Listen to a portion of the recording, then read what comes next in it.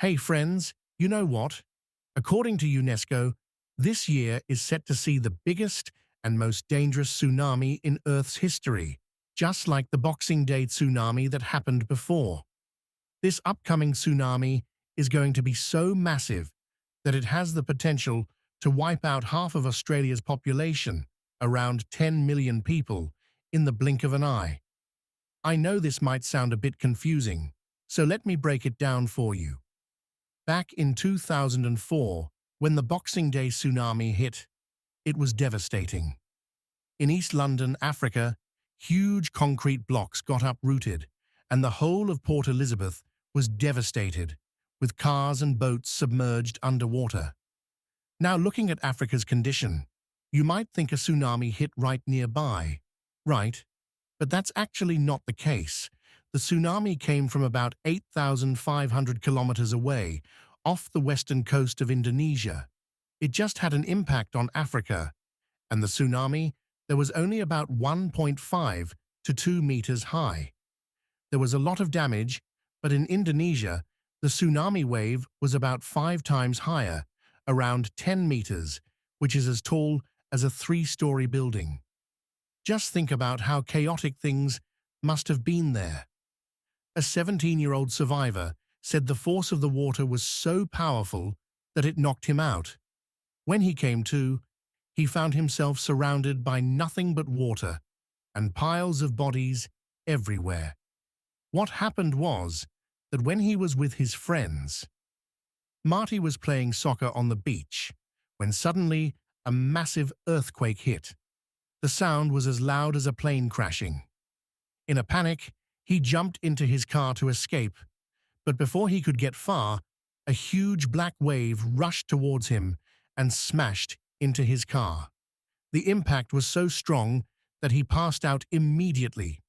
When he came to, he found himself floating amidst a bunch of bodies and debris.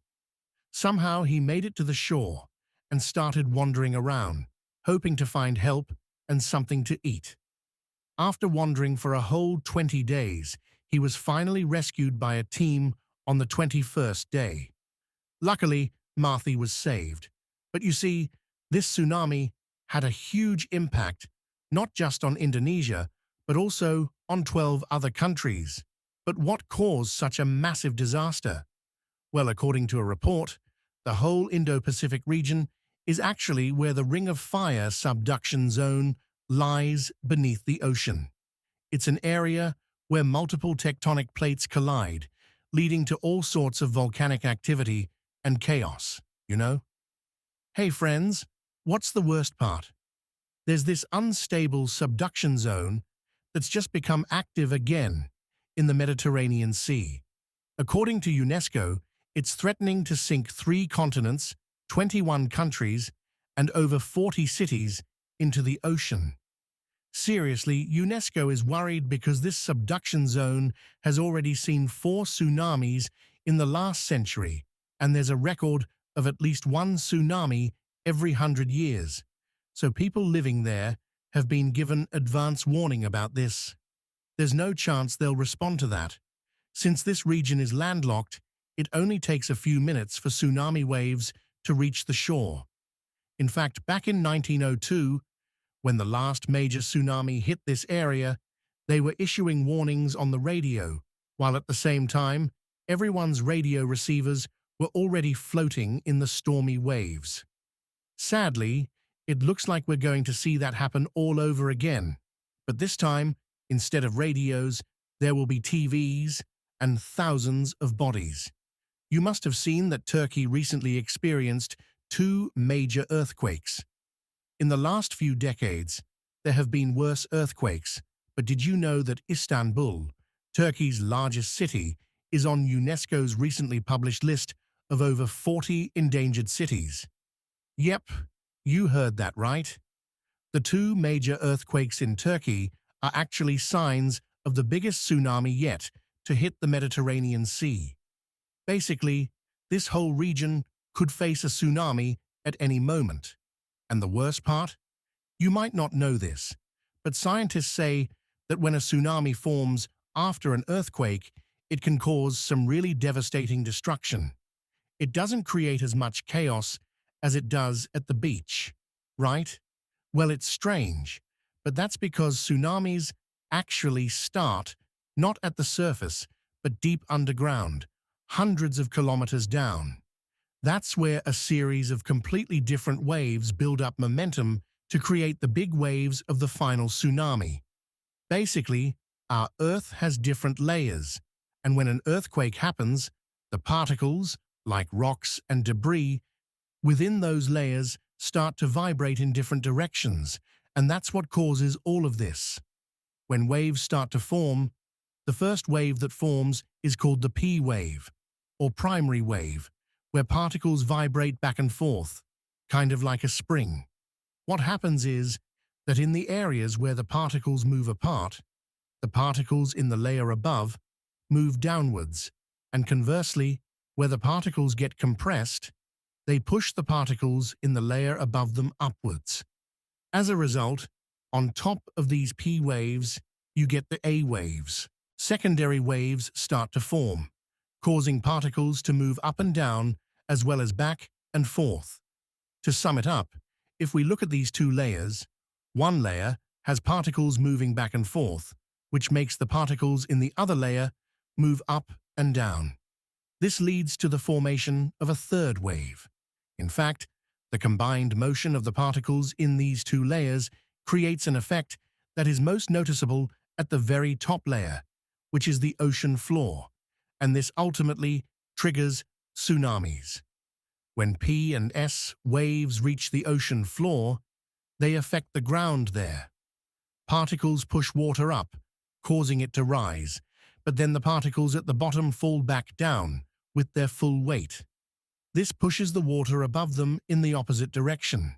If we summarize this, the P waves create S waves underground, and then S waves generate a counterclockwise motion at the surface, forming Rayleigh waves. Finally, these Rayleigh waves make the water particles spin in a clockwise motion, creating a tsunami. Plus, the most interesting thing about these waves is, when these waves form, they look just like regular waves, but as they get closer to the shore, something happens that turns them into a tsunami. You can see this in the image.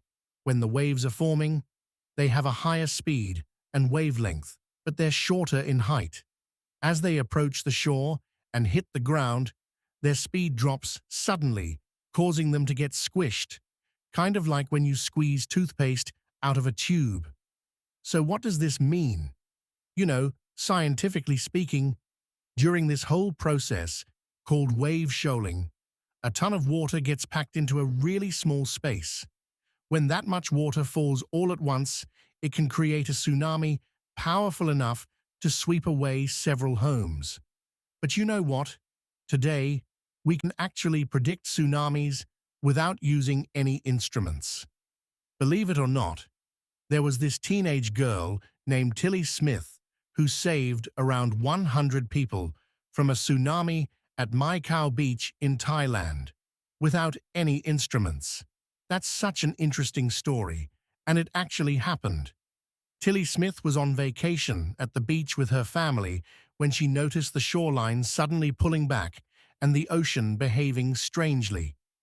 That's when an alarm went off in her head, because just 2 weeks earlier, she'd seen a video in her geography class about the 1946 tsunami in Hawaii.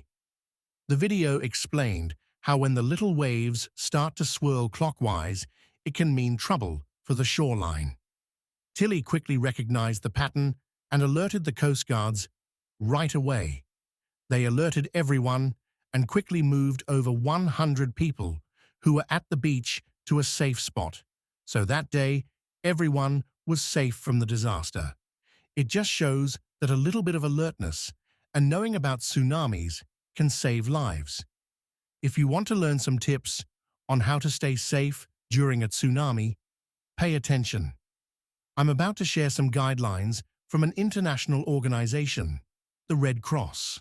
So, the Red Cross says there are 2 types of tsunami warnings. A tsunami watch, which It means that there are conditions similar to a tsunami, but the tsunami hasn't been confirmed yet. On the other hand, a tsunami warning means that a tsunami has been generated and it's on its way to your area. So, whenever you get a tsunami warning, you need to act fast. Basically, within 15 minutes, you should move at least 3 kilometers away from the shore and ideally get to a place that's 100 feet above sea level.